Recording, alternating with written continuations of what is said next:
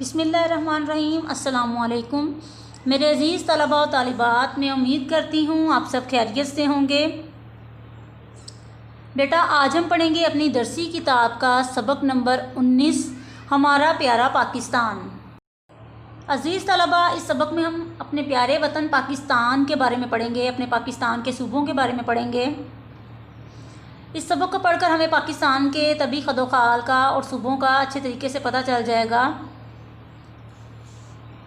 سبق کی پڑھائی کرنے سے پہلے ہم اس کے مقاصد تدریس پڑھیں گے۔ نمبر 1، بچوں کی معلومات میں اضافہ کرنا کہ پاکستان کا لفظ کس نے بنایا۔ عزیز طلباء و طالبات، پاکستان کا لفظ چودھری رحمت علی نے بنایا تھا۔ نمبر 2، بچوں کو بتانا کہ پاکستان کا لفظ تمام صوبوں کی نمائندگی کرتا ہے۔ پاکستان کا لفظ تمام صوبوں کی نمائندگی ایسے کرتا ہے کہ چودھری رحمت علی نے مسلمانوں کی اکثریتی آبادی والے علاقے پنجاب سے پے، صوبہ سرحد کے افغانوں سے الف، کشمیر سے کاف، سندھ سے سین اور بلوچستان سے تان لے کر پاکستان کا لفظ بنایا۔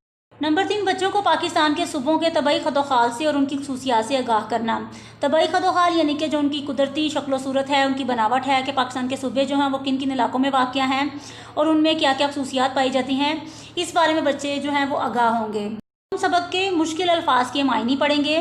اقلیت وہ قوم جو تعداد میں تھوڑی ہو، پسماندہ پیچھے رہا ہوا، جدوجہد کوشش، زیر تسلط قبضے میں، غم خوار غم کھانے والا، گنجان پاس پاس گھنا، مسلمانان مسلمان کی جمع، معدنیات وہ چیزیں جو زمین سے نکلتی ہیں، ماخوذ اخذ کیا گیا یا لیا گیا، نفوس لوگ نفس کی جمع۔ عزیز طلباء، اب ہم سبق کی پڑھائی کریں گے۔ 14 اگست 1947 کی رات ٹھیک 11 بجے پاک و ہند کی تاریخ میں آخری مرتبہ ریڈیو لاہور سے یہ اعلان ہوا، یہ آل انڈیا ریڈیو ہے۔ 12 بجنے میں 10 منٹ رہ گئے تو لاکھوں لوگ اپنے اپنے ریڈیو سیٹ کے گرد جمع ہو چکے تھے۔ اس وقت وہ بڑے پرعزم، پرجوش اور خوش تھے۔ پرعزم یعنی کہ پکے ارادے کے ساتھ تھے۔ 11:59 پر ریڈیو سے یہ دھن آہستہ آہستہ ختم ہو گئی۔ دھن یعنی کہ ساز، اور ایک باروب آواز ابھری۔ باروب آواز یعنی دبدبے والی آواز۔ اب سے کچھ دیر بعد پاکستان کی آزاد اور خود مختار مملکت وجود میں آنے والی ہے۔ خود مختار با اختیار یا آزاد، مملکت حکومت یا سلطنت۔ پھر اردو میں یہ اعلان نشر ہوا یعنی کہ اشاعت ہونا، پھیلاؤ ہونا۔ یہ ریڈیو پاکستان ہے۔ اعلان سنتے ہی لوگ ایک دوسرے سے لپٹ گئے اور مبارک دینے لگے۔ مسلمانان ہند یعنی کہ ہندوستان کے مسلمان کا برسوں کا خواب شرمندہ تعبیر ہوا۔ شرمندہ تعبیر ہونا یعنی کہ خواب پورا ہونا۔ پاکستان کا نام دنیا کے نقشے پر ایک آزاد اسلامی مملکت کی حیثیت سے ابھرا یعنی کہ سامنے آیا یا ظاہر ہونا۔ کیمبرج یونیورسٹی کے ایک طالب علم چودھری رحمت علی نے مسلمانوں کے لیے ایک علیحدہ وطن کا نام پاکستان تجویز کیا یعنی کہ منتخب کیا۔ انہوں نے 1933 میں ایک کتابچہ کہتے ہیں چھوٹی کتاب کو، اب یا کبھی نہیں شائع کیا یعنی کہ چھاپنا، عام کرنا۔ اس کتابچے میں انہوں نے مسلمانوں کی اکثریتی آبادی والے علاقوں پنجاب سے پے، صوبہ سرحد کے افغانوں سے الف، کشمیر سے کاف، سندھ سے سین اور بلوچستان سے تان لے کر پاکستان کا لفظ بنایا۔ مسلمانوں نے قائد اعظم محمد علی جناح رحمۃ اللہ علیہ کی رہنمائی میں طویل جدوجہد اور عظیم قربانیوں کے بعد پاکستان حاصل کیا۔ طویل جدوجہد، لمبی کوشش۔ پاکستان کا کل رقبہ تقریباً 80 لاکھ مربع کلومیٹر اور آبادی تقریباً 20 کروڑ نفوس پر مشتمل ہے۔ نفوس یعنی کہ لوگ نفس کی جمع۔ یہاں 98% مسلمان اور باقی 2% دوسرے مذاہب کے لوگ رہتے ہیں۔ پاکستان کے سبز ہلالی پرچم میں سبز رنگ مسلم آبادی اور سفید پٹی اقلیت کو ظاہر کرتی ہے۔ اقلیت تعداد میں تھوڑی قوم۔ پاکستان کی قومی زبان اردو ہے اور اسلام آباد یہاں کا دارالحکومت ہے۔ پاکستان کے 5 صوبے ہیں: پنجاب، سندھ، بلوچستان، خیبر پختونخوا اور گلگت بلتستان۔ اب ہم پاکستان کے صوبوں کے بارے میں باری باری پڑھیں گے۔ صوبہ پنجاب پاکستان کا سب سے گنجان آباد صوبہ پنجاب ہے۔ اس کا دارالحکومت لاہور ہے۔ یہ 5 دریاؤں بیاس، ستلج، راوی، چناب اور جہلم کی سرزمین ہے۔ ہڑپا اور ٹیکسلا کے کھنڈرات اس بات کے گواہ ہیں کہ پنجاب قدیم تہذیب کا گہوارہ ہے۔ جب قائد اعظم رحمۃ اللہ علیہ کی رہنمائی میں پاکستان کے قیام کی جدوجہد شروع کر دی گئی تو پنجاب کے عوام نے اس تحریک میں بڑھ چڑھ کر حصہ لیا اور قیام پاکستان کے لیے بے مثال خدمات انجام دیں۔ پنجاب ہمیشہ سے صوفیاء کرام اور بزرگان دین کی توجہ کا مرکز بنا رہا ہے۔ حضرت علی اجویری رحمۃ اللہ علیہ، داتا گنج بخش رحمۃ اللہ علیہ، حضرت میاں میر رحمۃ اللہ علیہ، حضرت بہاؤالدین زکریہ رحمۃ اللہ علیہ، حضرت امام بری رحمۃ اللہ علیہ اور میاں شیر محمد شرق پوری رحمۃ اللہ علیہ نے اس سرزمین پر اسلامی رشد و ہدایت کی شمع روشن کی۔ آج بھی ان بزرگان دین کا فیض جاری ہے۔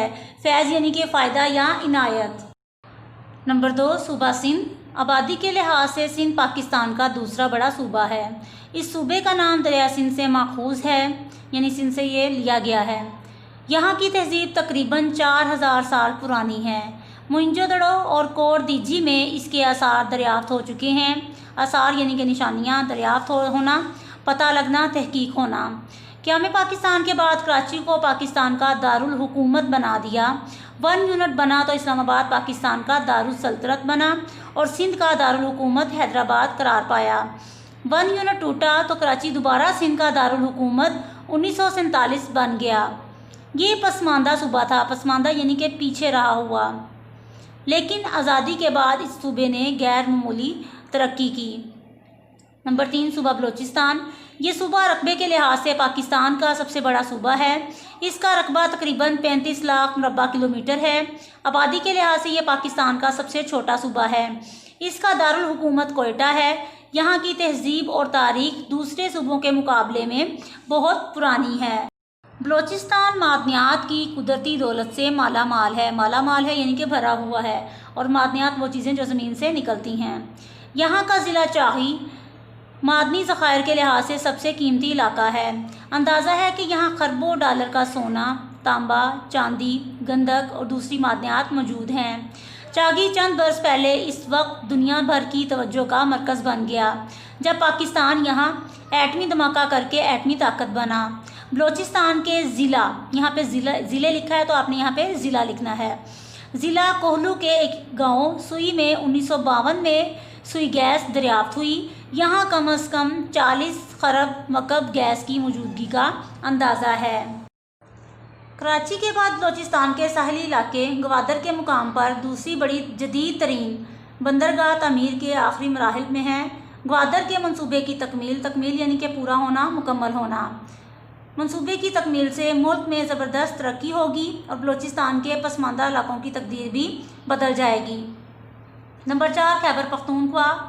1904 میں ہندوستان کے وائسرائے لارڈ کرزن نے پنجاب کے پٹھان اضلاع پر مشتمل ایک الگ صوبہ بنا کر ان کا نام شمال مغربی سرحدی صوبہ رکھ دیا، جس کا نام تبدیل کر کے خیبر پختونخوا رکھ دیا گیا ہے۔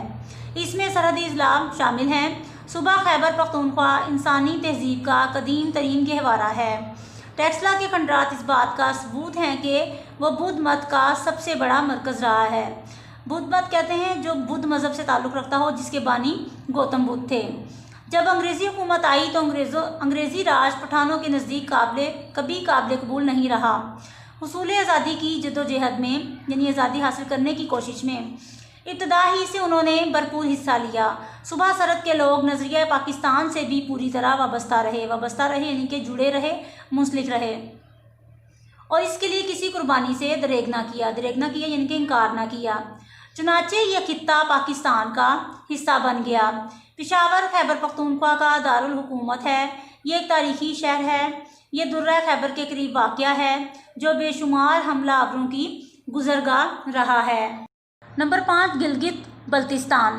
چند سال پہلے شمالی قبائلی علاقوں پر مشتمل سرزمین کو ایک نئے صوبے کی شکل دے دی گئی ہے، جس کا نام صوبہ گلگت بلتستان ہے۔ یہ صوبہ ایسے خوبصورت پہاڑوں اور وادیوں پر مشتمل ہے جس کی نظیر دنیا میں بہت کم ملتی ہے۔ نظیر یعنی کہ مثال۔ یہ صوبہ سردیوں میں برف سے ڈھکا رہتا ہے۔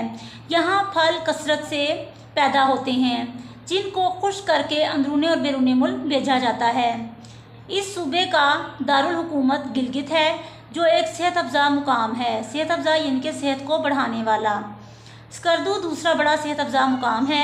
اس صوبے میں خوبصورت جھیلوں کی بھی کثرت ہے۔ کثرت یعنی کہ زیادتی۔ ہمارا تعلق چاہے کسی بھی صوبے سے ہو، ہم سب پاکستانی اور ایک دوسرے کے غم خوار ہیں یعنی کہ غم کھانے والے ہیں۔